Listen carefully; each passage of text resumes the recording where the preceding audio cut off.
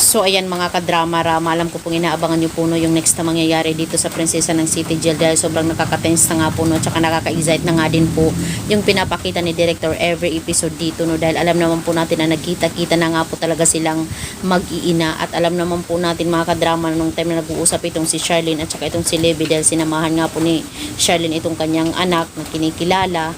At alam naman po natin na nakita nga po sila ng cousin ni Divina at saka itong si Divina at saka yung cousin niya ay nagpunta nga po talaga doon sa pag-uusap ni Charlene at saka ni Levy. Talagang nakita po talaga ng dalawang mata ni Divina na itong si Levy yung kausap ni Charlene. At dahil nga po talaga dito mga kadrama parang nagandahan po talaga siya sa kanyang anak no.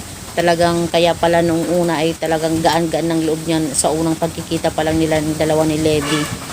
Kaya itong si Divina ay talagang para siyang nagkaroon na naman ng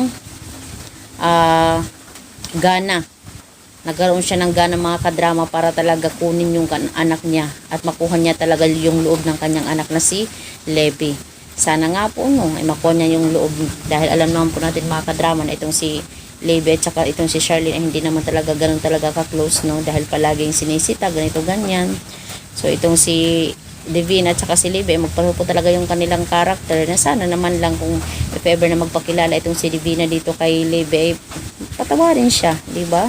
As syempre magka-attitude sila eh. Baka uyon pa itong silang dalawa mga kadrama, maging okay pa silang dalawa. Kaya mga kadrama, abangan na lang po natin yung next na mangyayari dito sa Prinsesa ng City Jail. Maraming salamat. Don't forget to please like, share, and subscribe my channel para sa susunod na video mga kadrama.